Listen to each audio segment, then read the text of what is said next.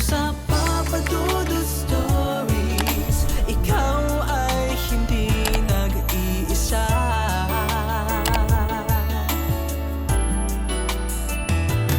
Dito sa Papa Dudut Stories, may nagmamahal sa'yo.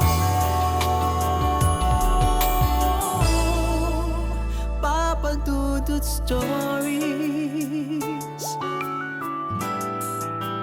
Papa Dudut Papa Dudut. Sa lahat po ng mga nakatutok ngayon, huwag pong kalimutan mag-like, mag-share at mag-subscribe. Maraming salamat po sa inyong lahat.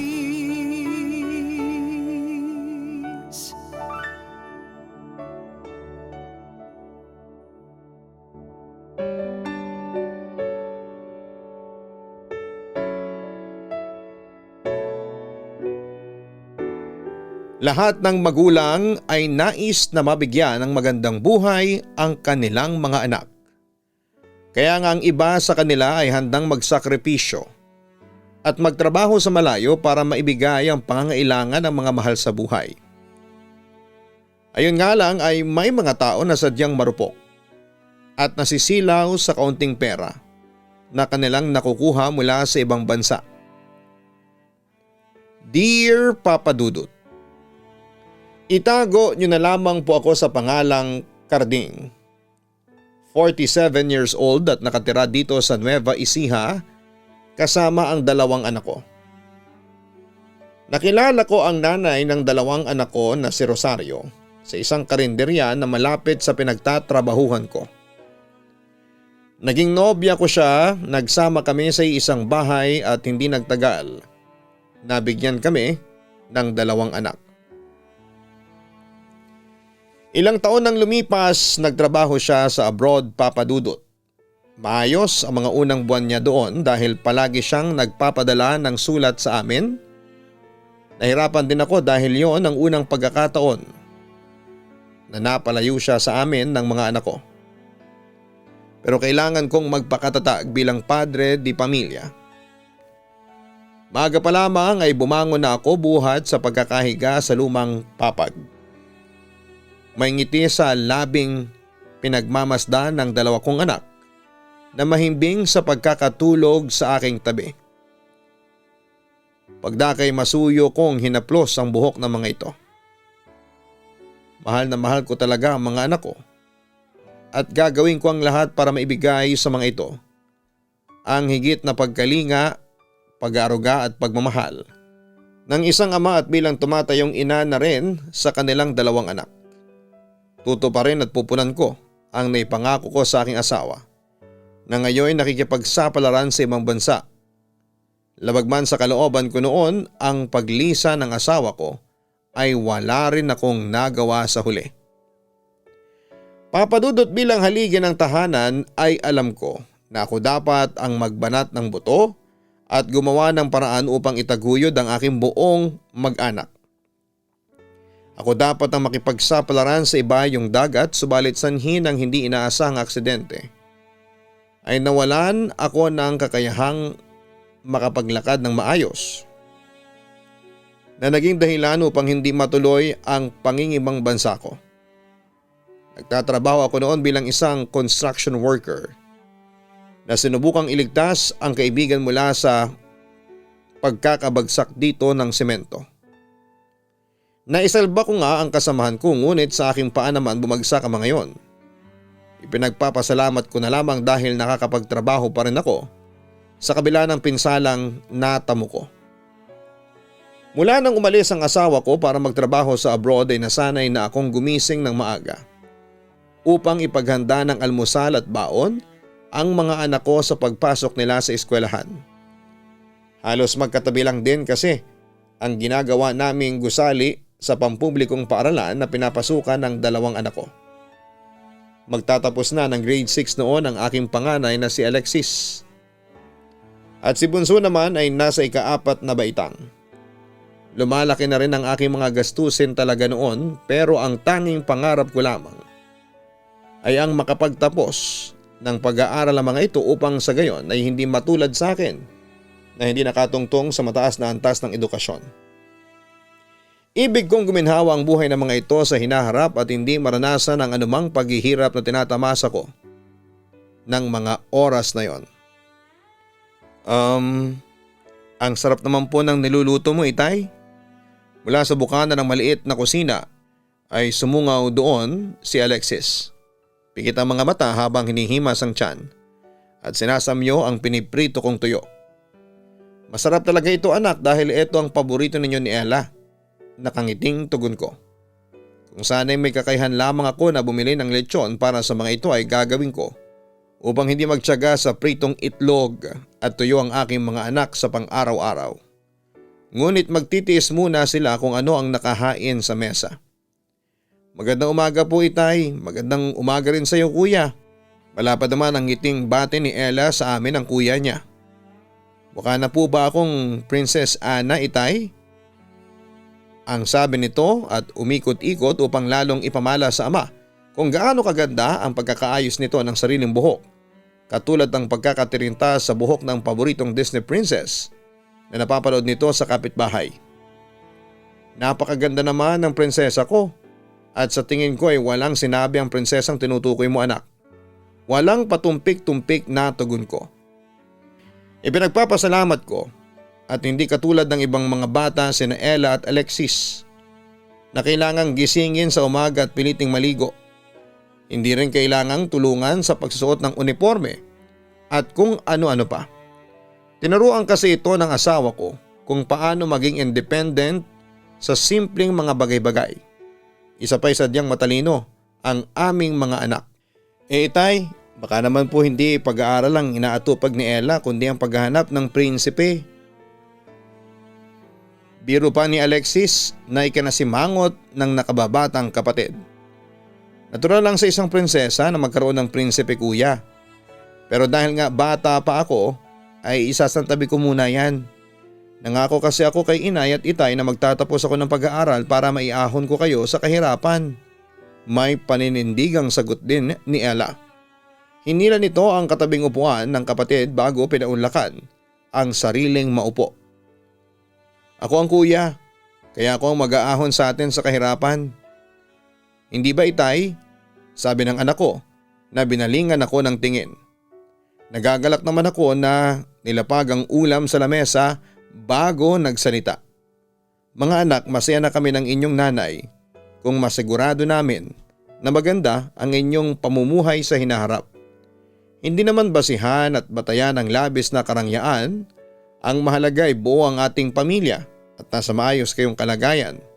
Wika ko na nakisalo na rin sa almusal.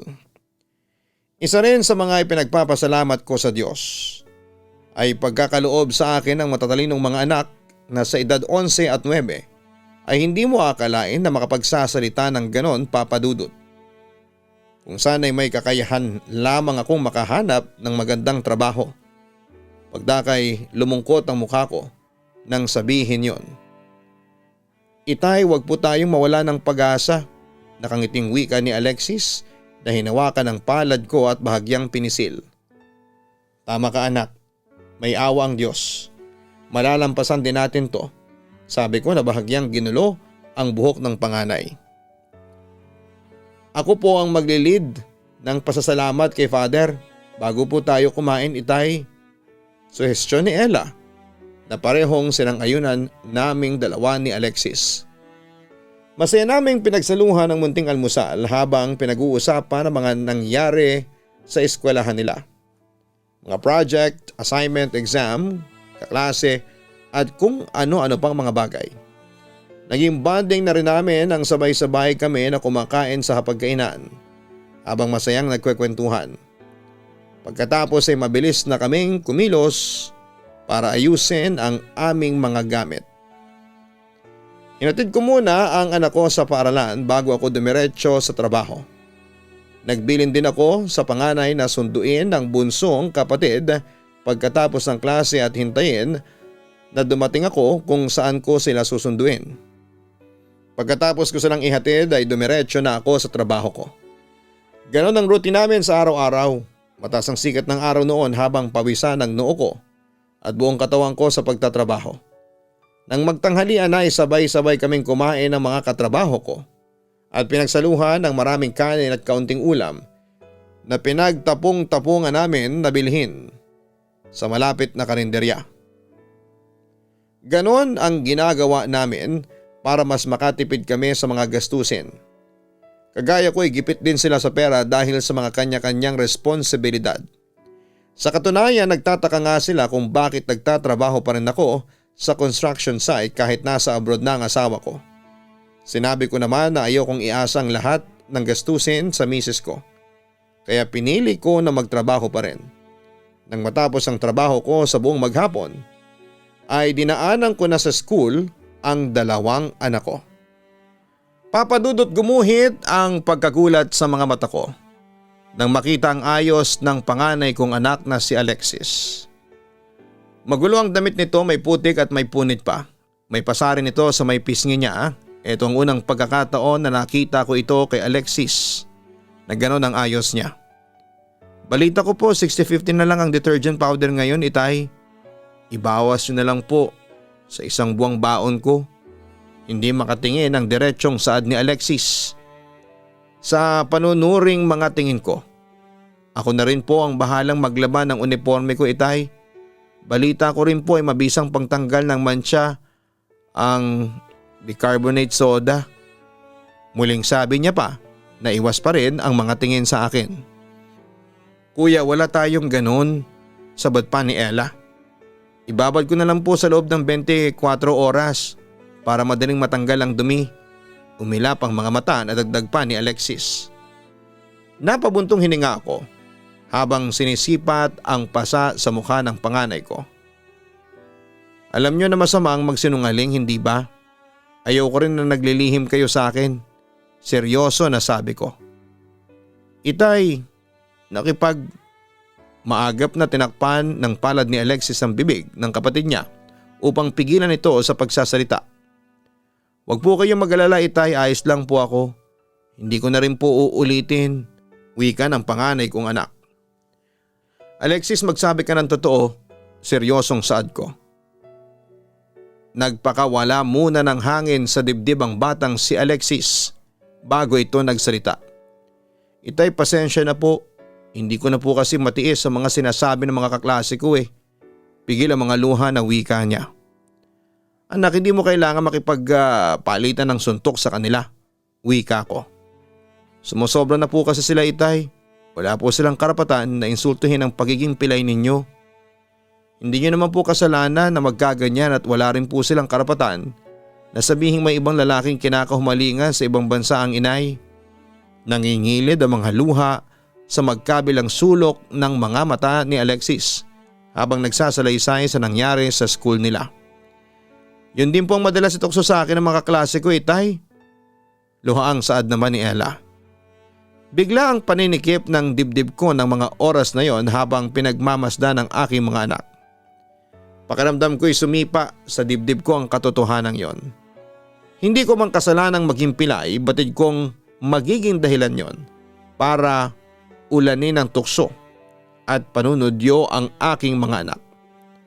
Pero ang sabihing may ibang lalaki sa ibang bansa ang aking asawa ay ang labis na nagpapabigat ng kalooban ko. Kahit minsan ay hindi ko pinag-isipan ng masama si Rosario. Batid kong iba ito sa mga babaeng nakipaghaharutan sa ibang lahi sa ibang bansa. Pero ng mga panahong yon, 3 buwan na rin kaming walang balita sa asawa ko. Halos araw-araw ko nakikisuyo sa kaibigan na magpadala ng mensahe sa roaming number ng kapwa kasambahay ni Rosario sa Dubai upang kumustahin ang kalagayan ng asawa ko. Ngunit wala naman akong nakukuhang pagtugon mula sa kanya. Hindi ko tuloy maiwasang huwag mag-alala sa kalagayan ng asawa ko. Sa susunod ay huwag mo na silang patulan, anak. Ang mahalaga ay nakakagalaw naman ako at naitataguyod ko kayo ng maayos. Huwag din kayo maniniwala sa mga sinasabi nila. Matino at may paninindigan ng inyong ina. Yan ang palagi ninyong isipin, maliwanag ba? Paliwanag ko sa 2 anak ko habang yakap-yakap ang mga ito. Opo, itay, sumisinghot na sabi pa ni Alexis. Ang lalaki hindi umiiyak bagkus dapat itong makitaan ng katapangan at katatagan, ang wika ko. Hindi po ko umiiyak, Itay, mahangin lang po at maalikabok kaya hindi ko po maiwasang huwag mapuwing. Ang sabi pa ni Alexis habang pinapahid ang mga luha na ikinangiti ko. Salamat sa inyong pangunawa mga anak. Pigil ang mga luha na sabi ko. Hindi ako dapat magpakita ng kahinaan sa harapan ng mga anak ko. Kami po ang dapat na magpasalamat, Itay, dahil kayo po ang nagiging tatay namin. Salamat po, Itay. Madamdaming pahayag ni Ella na naging dahilan upang malunod sa galak ang puso ko. Mahigpit kong niyakap sina Alexis at Ella. Sa ganung paraan ay maipabatid ko kung gaano ko kamahal ang mga ito. Nang sumunod na mga araw ay nakatanggap ako ng padala mula sa asawa ko. Isa yung malaking kahon na naglalaman ng iba't ibang uri ng kasangkapan sa loob ng bahay. Mga damit, cellphone, sapatos at kung ano-ano pa. Bukod doon ay nagpadala din po ito ng malaking halaga para sa pag-aaral ng mga anak namin. Kalakip din noon ang liham na halos ikagunaw ng mundo ko ng mga oras na yon. Naninikip ang dibdib ko sa pakiwari ko'y may libu-libong patalim na paulit-ulit na tumutusok sa aking dibdib habang binabasa ang liham ng asawa ko.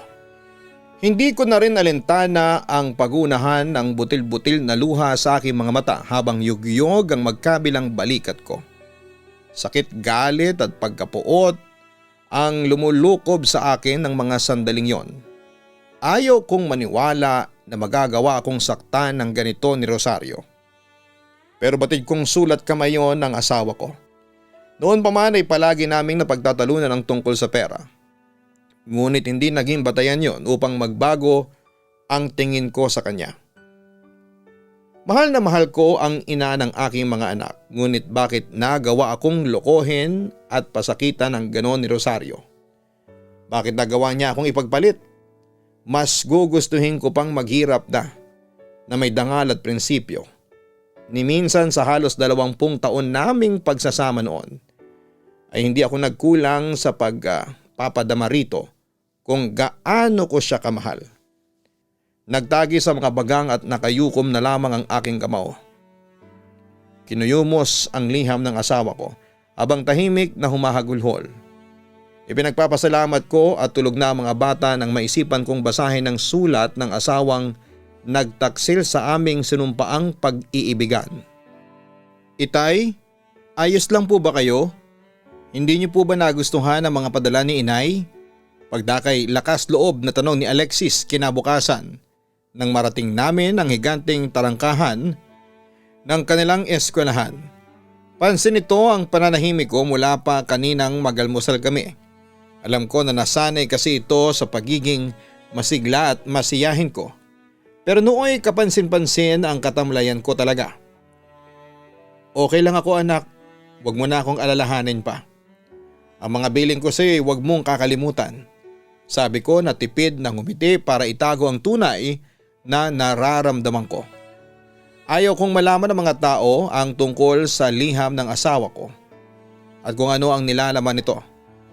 Sapat na para sa akin na ako lamang ang masaktan at manibugho kesa sa magbago ang tingin ng mga bata sa kanilang ina. Opo Itay, hindi ko po nakakalimutan ang mga habilin ninyo.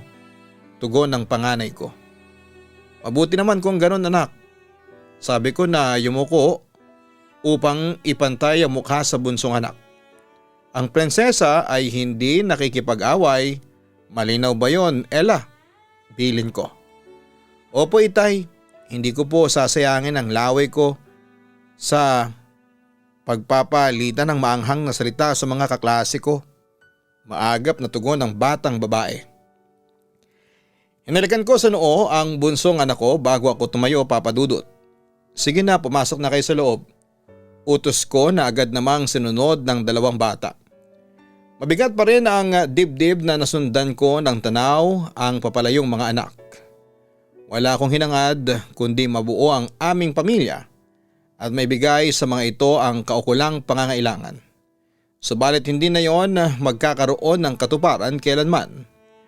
Nasilaw sa karangyaan ng aking asawa at ipinagpalit kami nito sa mayamang Arabo. Buhat sa pakaisipin ang tungkol doon at iba yung sakit at kirot ang nararamdaman ko. Tumingla ako sa kalangitan upang pigilin ang nagbabadyang luha sa mga mata ko. Kailangan ko na mas maging matatag alang-alang sa aking 2 anak. Nang araw na yon ay hindi ako tumuloy na pumasok sa trabaho. Niyaya ko ang isang kumpare ko na pumunta sa lugar kung saan ay maraming alak at umorder kami ng maraming bote. Nagpakalunod ako sa alak kasama siya habang kinikwento sa kanya kung ano ang dahilan ng pag-aaya ko sa kanya. Alam ko kasi na kailangan ko ng kausap ng mga oras na yon. Sinabi ng kumpare ko na alam na raw ng asawa niyang nasa Dubai din ang tungkol sa ibang lalaki ni Rosario. Hindi niya lang masabi sa akin kasi nag-aalala siya na baka masyado kong dibdibin ang lahat ng yon. Humingi naman siya ng patawad dahil sa paglilihim niya tungkol sa bagay na yon. Pero sinabi ko na wala naman siyang kasalanan. Hindi niya kasalanan kung bakit nagloko ang asawa ko. Sadyang hindi ko lang maintindihan kung bakit kailangan na gawin yon ni Rosario. Bakit kailangan na lokohin niya ako at ipagpalit kaming pamilya niya sa isang lalaki na estranghero lang sa buhay niya. Papadudot nasundan ng mga araw at gabi ng pagkalulong ko sa alak. Madalas na hindi ko na niyahatid o nasusundo ang mga anak ko mula sa eskwelahan. Madalas din na gabi na ako kung umuwi sa bahay namin. Hindi ko na naaasikaso ang mga anak ko. Itay, bakit ngayon lang po kayo? Saan po kayo galing? Bakit po kayo amoy alak? Sunod-sunod na inosenteng tanong ni Ella nang makauwi ako sa bahay. Pasensya na kayo mga anak. Birthday kasi ng Chong Ricardo nyo. Hindi ko naman mapahindian at baka magtampo. Ipagpatawad nyo rin at hindi ko kayo nasundo sa paaralan. Pagsisinungaling ko. Itay, naparami naman po yatang inom ninyo ah. Si Alexis naman ang mabilis na nakalapit at inalalayan ako na makapasok sa loob ng bahay. Ngayon lang naman to anak, sabi ko na pinipilit na magsalita sa kabila ng tama ng serbesa sa aking katawan. Hindi naman po kayo dating ganyan. Wala na rin ho kayong pinagkaiba sa mga lasenggong tambay sa kanto. Napabayaan nyo na rin po kami ni Ella. Sita ni Alexis sa akin. Matulog ka na Alexis, may pasok ka pa bukas. Pagtataboy ko sa panganay ko. Hanggang kailan kayo magpapakalunod sa paglaklak ng alak itay? Kapag tuluyan na kayong nagkasakit? Tanong pa ni Alexis. Huli na ito anak, wika ko. Huli? Maraming beses nyo nang sinasabi ang salitang yan itay. Pero araw-araw pa rin kayong umiinom. Alam mo bang 3 araw nang may lagnat si Ella? Kung sabagay, paano nyo naman po malalaman? Gayong hating gabi na kayong umuwi. Hindi naman namin kayo makausap sa araw dahil tulog kayo. Wala na kayong oras sa amin ng kapatid ko, dagdag pa ni Alexis. Kung sana'y naririto lamang ang inay, hindi. Hindi na babalik ang nanay ninyo. Putol ko sa naisabihin ni Alexis habang nagpipigil ng luha ko. Wag na wag mong babanggitin ang nanay mo dahil wala na siyang pakialam sa atin. Alam ko na baka sa tono ng pananalita ko ang pait at sakit dulot ng pagtataksil ng asawa ko. Bakit po itay? Dahil ba rito kaya kayo nagkakaganyan? Mula sa likod ay nilabas ni Alexis ang nagusot na papel na ikinanlaki ng mga mata ko. Kailan ka pa natutong makialam ng gamit ko?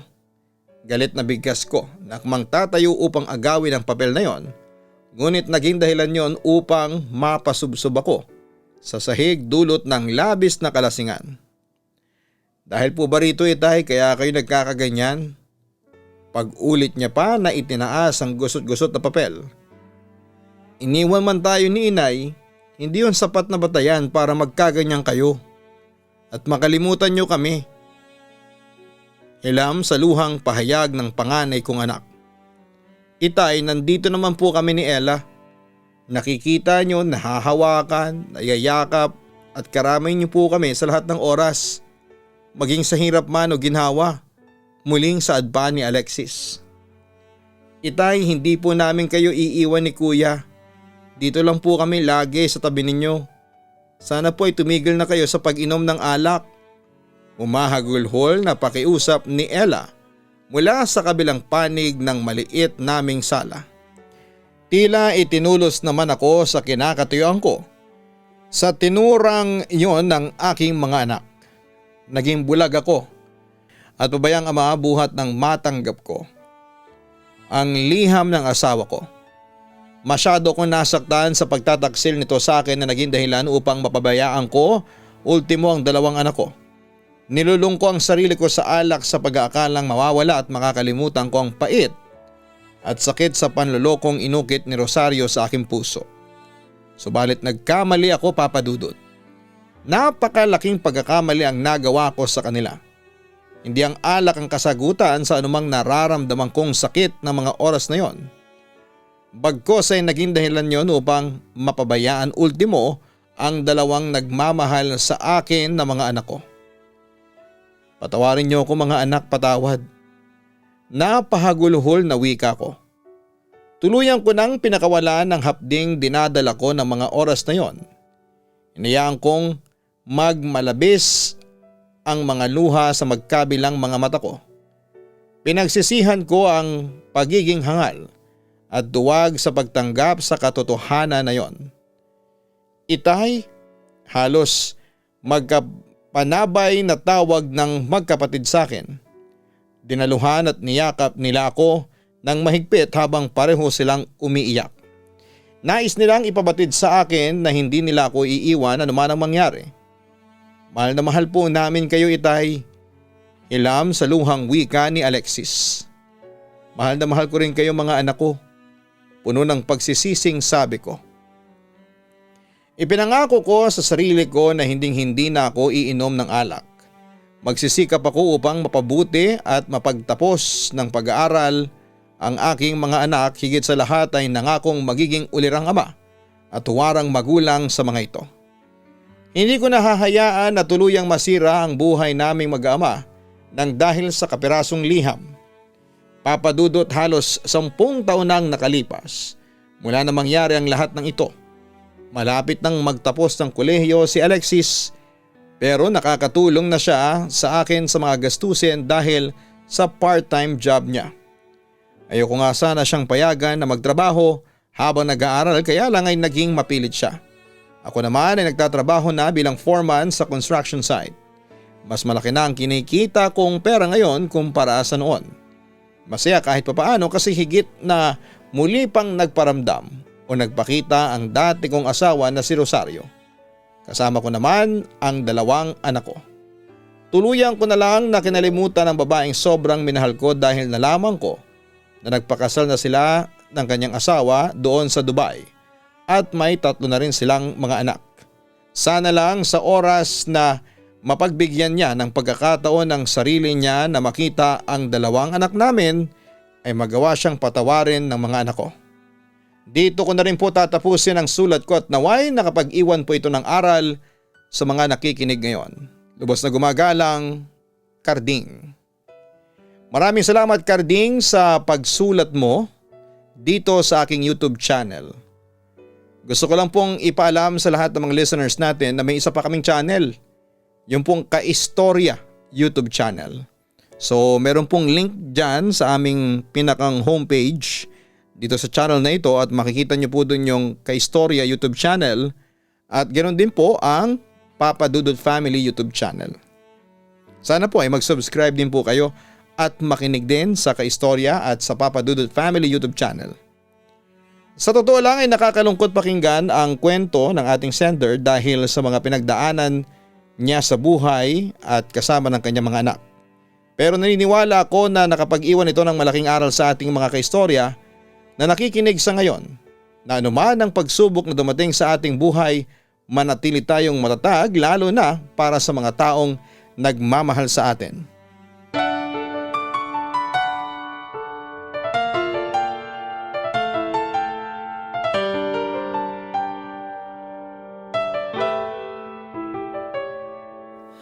Ang buhay ay mahiwaga, Laging may lungkot at saya sa Papa Dudut Stories. Laging may karamay ka.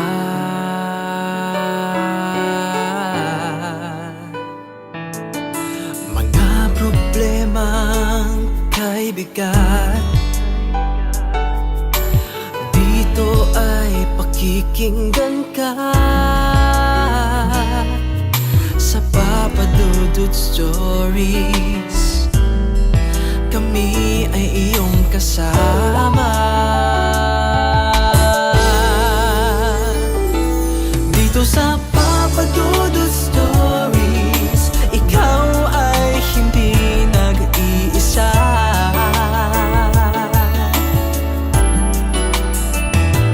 Dito sa Papa Dudut Stories, may nagmamahal sa'yo. Papa Dudut Stories, Papa Dudut Stories,